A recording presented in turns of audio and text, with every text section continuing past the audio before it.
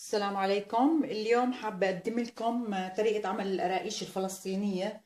إن شاء الله رح تعجبكم. عندي هون هلأ 3 أكواب طحين. معيار الكوب 240 ملي. معيار الكوب الواحد 3 أكواب.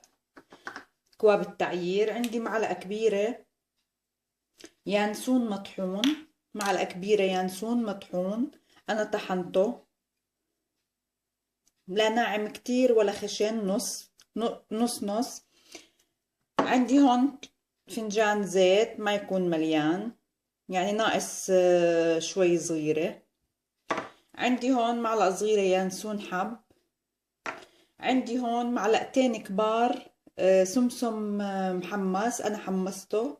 عندي هون معلقتين كبار سمسم محمص. عندي هون 200 ملي مي فاترة، يعني لا سخنة ولا باردة، فاترة.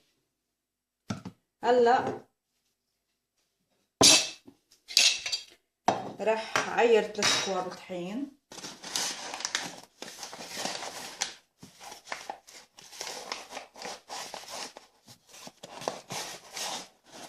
هي كوب.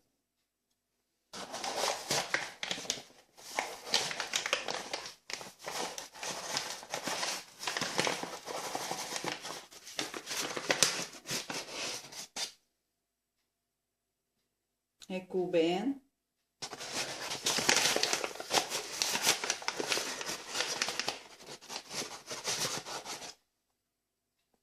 هي عندي 3 أكواب، 3 أكواب طحين.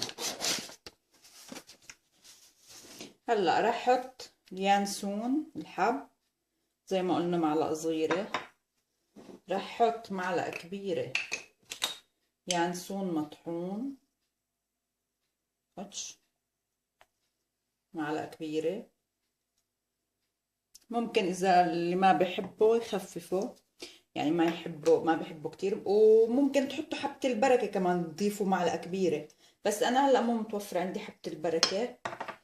هلا رح احط السمسم، اخلطهم مع بعض. هلا رح ضيف الزيت.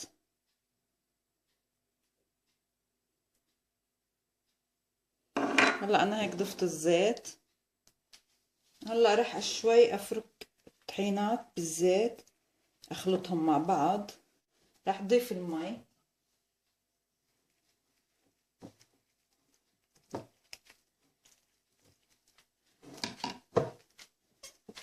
واعجنها.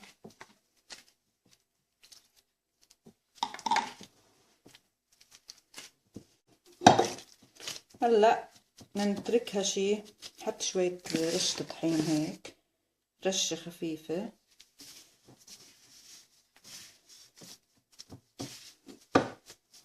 وهلا بدي اتركها لمدة 10 دقايق. اغطيها بظرف نايلون او قطعة قماش لمدة 10 دقايق ترتاح العجينة. لمدة 10 دقايق. هيك بعد ما ارتاحت العجينة رح شيل النايلون عنها. شايفين كيف ما احلاها، وريحتها كتير كتير كتير بتشهي. هلا رح احط العجينة هون. هلا رح نفرد العجينة. رح اخذ شوية طحين وافرد العجينة.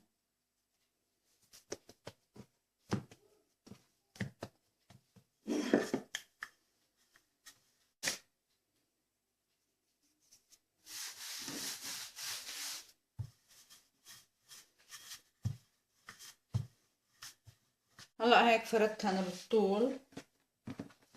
رح احطها،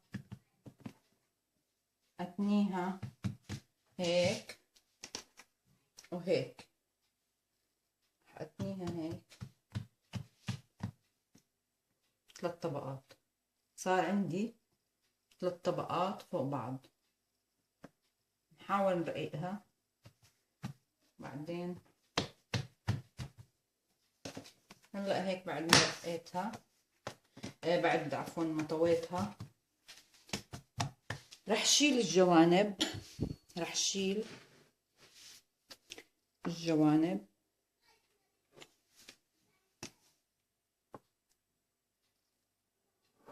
راح شيل الجوانب. هلا انا شلت الجوانب وراح ارد افردها كمان مرة الاخيرة طبعا كمان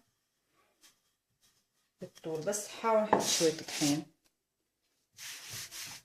عشان ما تلزق معنا واحنا بنفردها للعجين.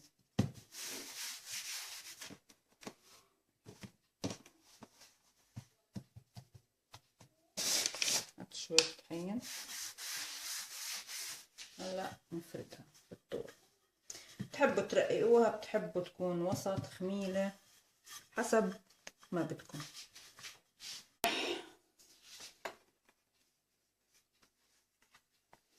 قصها هيك.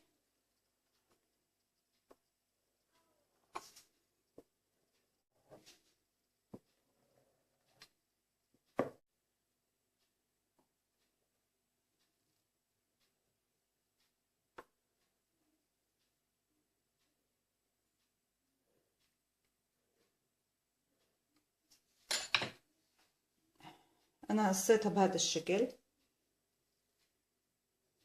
رح كمل الباقي بنفس الطريقة. الزوايد طبعا بنرجع نفردها، بنعملها على نفس الشكل هذا. هلا رح حمي الزيت على النار، طبعا زيت نباتي للقلي.